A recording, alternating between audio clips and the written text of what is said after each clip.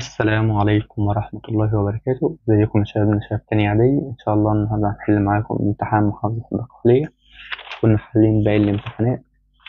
ماشي، هسيب لكم رابط البلاي ليست اللي عليها الامتحانات دي في الوصف تحت، يا ريت تشوفوها. ده كلام مهم جدا ليك، بتعرفك ازاي الامتحان بتيجي، ازاي اللي بيحط الامتحان ده بيفكر، وبالتالي انت كمان تظبط تفكيرك وتعود نفسك على الامتحان. تمام، عشان حتى رهبة الخوف من الامتحان كده تبقى خلاص راحت من عندك. ماشي، متنساش اللايك والسبسكرايب بتاعك، ما بيفيدني جدا إن الفيديو يوصل لعدد أكبر من الناس. لو استفدت من الفيديو ده والفيديوهات اللي فاتت، ما توقفش الفايدة عندك. ماشي، اعمل لايك وسبسكرايب علشان القناة تكبر بيكم. حافظ الأقلية بيقولك أكمل تنتمي عناصر الأقلاء إلى الفئة، طبعا الفئة اس، لأن الأقلاء ديت المجموعة 1A. 1A بتنتمي للفئة اس، بينما تنتمي للهالوجينات اللي هي في 7A إلى الفئة B. طيب ام جي زائد 2 اتش سي ال، طبعا هيدينا ام جي سي ال 2 زائد اتش 2 هيتصاعد. وما تنساش، لا هو ده المعادلة. تتكون السحب في طبقة طبعا التروبوسفير، وتتكون الشعب في طبقة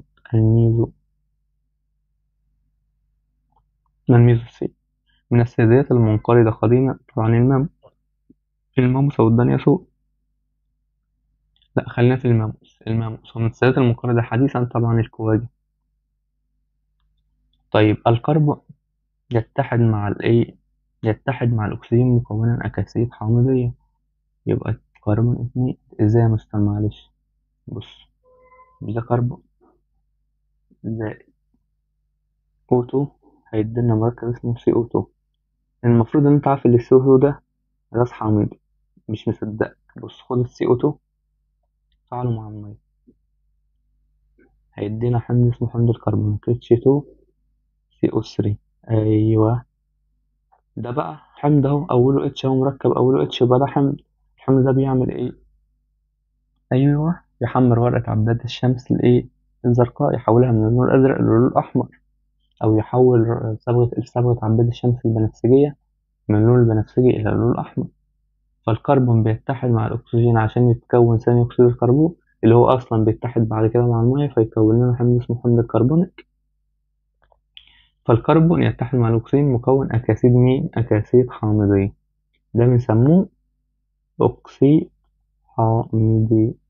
تمام. طب الزئبق في الماء طبعا يسبب فقدان البصر. 3. طيب الهالونات تستخدم في إطفاء حرائق البترول. طيب اذكر مثالا واحدا لكل من عنصر تكافؤ حديقة في الحالة السائلة. طبعا ده البرو وأصداء البرو.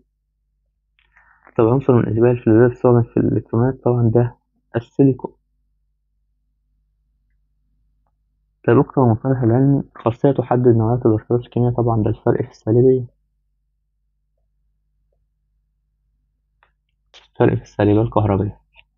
طيب عناصر لها نفس عدد مستويات الطاقة والمجال بالإلكترون، طبعا دي عناصر الدورة الواحدة. عناصر الدورة الواحدة. طب أماكن أمانة تم تخصيصها لحماية الأنواع المهددة بالانقراض، طبعا دي المحميات الطبيعية. طيب طبقة تلعب دور هام في الاتصالات والبث الإذاعي، طبعا دي الأيونوسفير. طيب ادرس الأشكال ثم أجب عن المطلوب. ما اسم العلم لهذا الشكل؟ وما الظاهرة التي تنتج عنها؟ طبعا ما الاسم العلمي ده؟ حزامي فان ألف.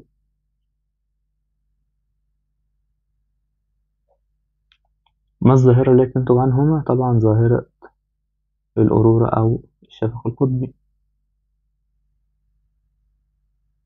طب ما نوع الرابطة؟ واحد. طبعا الرابطة واحد دي رابطة تفاهمية أحادية. طب الرابطة 2 رابطة هيدروجينية. أما نوع الرابطة المسؤول عن شذوذ الماء؟ طبعا الرابطة رقم 2 هي الرابطة الهيدروجينية. طيب ما العدد الذري لذرة أيون هذا العنصر؟ 2 8 فقط 2، يبقى هو أصلا كان كام؟ كان عنده كام؟ العنصر ده كان عنده كام؟ كان عنده 12. 12 إلكترون. أما العدد الذري للعنصر الذي يليه في نفس المجموعة؟ طبعا 20. تمام. طب ماذا يحدث دفن الكائن الحي فور موته في الجليد؟ طبعا يتكون لهذا الكائن حفري كائن كامل، لأن الجليد وسط حافظ عليه من التحلل. تمام. طيب يوجد من كتلة الهواء الجوي على ارتفاع 3 كيلومتر. بص، احنا هنا على سطح البحر اهو، ده سطح البحر على ارتفاع 3 كيلومتر بس، 3 كيلو من هنا لسطح البحر. نسبة الهواء 50%. طيب من 3 ل16 اللي هو عايزها 16 كيلومتر، نسبة الهواء 40%. طب هو عايز من سطح البحر ل16 ولا عايز من 3 كيلو؟ يعني من هنا ل16، من 3 ل16 يبقى فيه 40% من الهواء. طيب عنصر إكس من الأقلاء يتحد مع عنصر R من المجموعة 15. ماشي يا عم، أقلاء ده يعني مجموعة 1A، يبقى إكس ده تكافؤ واحد. طيب R تكافؤ ده من المجموعة 15، يعني عنده في آخر مستوى طاقة 5 إلكترون، يبقى تكافؤ ثلاثي. تمام. لما يبقوا مع بعض كده إكس آر وبيكونوا مركب، ده احنا خلاص عرفنا التكافؤ أحادي وده تكافؤ ثلاثي. تكافؤات مالها تتبدل، فيدينا مركب اسمه إكس 3 آر.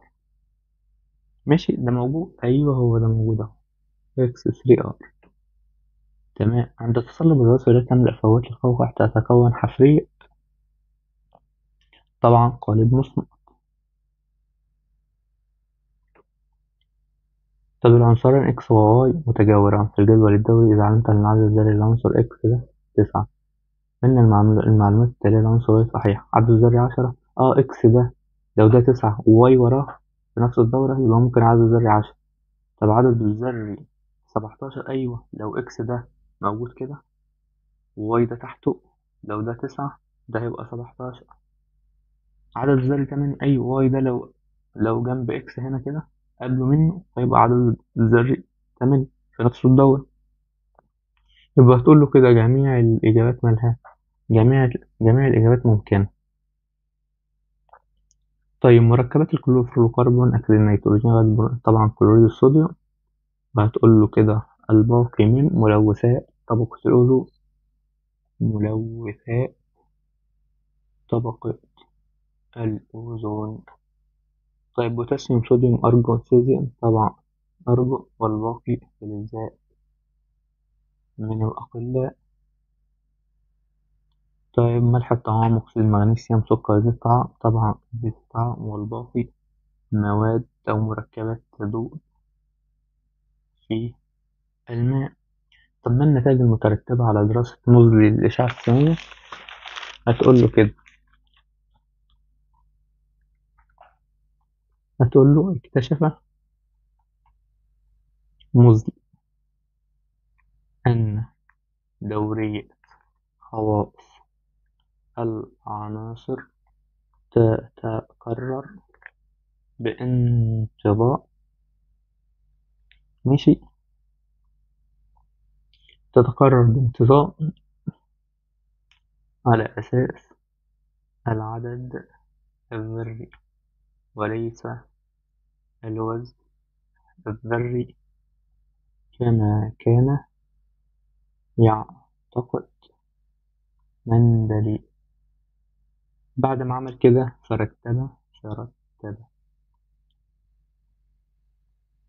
العناصر ترتيبا تصاعديا بحيث يزداد كل عنصر عن العنصر الذي يليه في نفس الدورة بمقدار واحد صحيح، أو ممكن تقول واحد عدد ذري، أو ممكن تقول واحد بروتون. كل دول صح. مين بقى اللي عمل كل القصة دي؟ العالم موزلي. بعد اكتشافه الخواص الإشعة السينية. تمام. تمام. طيب البيكومتر يعادل جزء من مليون جزء من السنتيمتر، طبعا غلط. طيب نسبة تآكل الأوزون في منطقة ما 50%. طيب درجة الأوزون 20، طبعا غلط، المفروض يبقى 150. يستخدم الألكيمتر في تحديد الارتفاع عن سطح اللوح، طبعا صح. تعتبر حفرية بيض بمثال مثال لحفرية بقايا، طبعا غلط. طب هل يستخدم النيتروجين المسال في حفظ قرنية العين؟ هتقول له كده لانخفاض درجة غليانه اللي هي بتساوي -196 درجة، فيحافظ على القرنية من التحلل. طب الجزء السفلي من الستراتوسفير مناسب لتحليق الطائرات. احنا حلينا السؤال ده 100 مرة. ماشي. هتقول له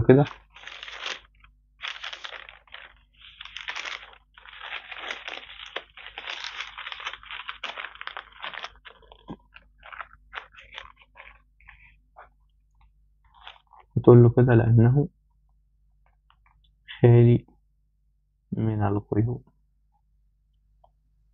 والاضطرابات الجوية، كما أن حركة الهواء فيه حركة أفقية مما يناسب تحريك الطائرات. فبيتأثر النظام البيئي البسيط عند انقراض أحد أنواعه. هتقول له كده لعدم وجود بديل يعوض الفرد المنقرض، لأنه نظام بسيط الأنواع أو نظام قليل الأنواع.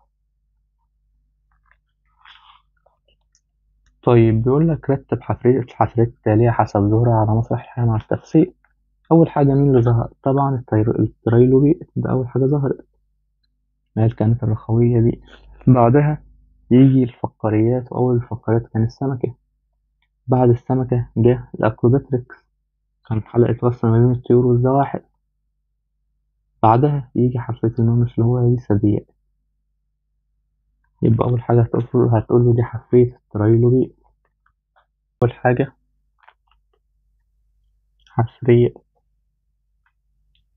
تريلوبيت،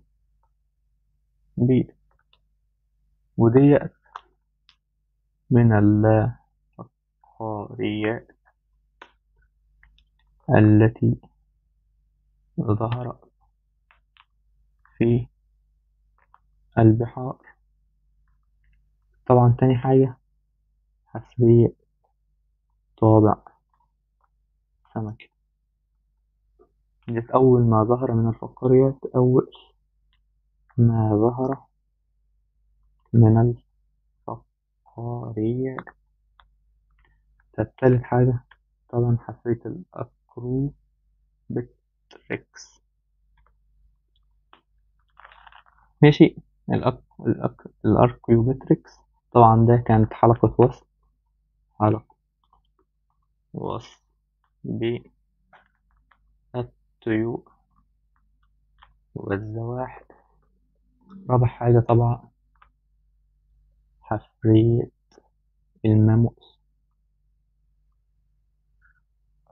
ديت من الإيه؟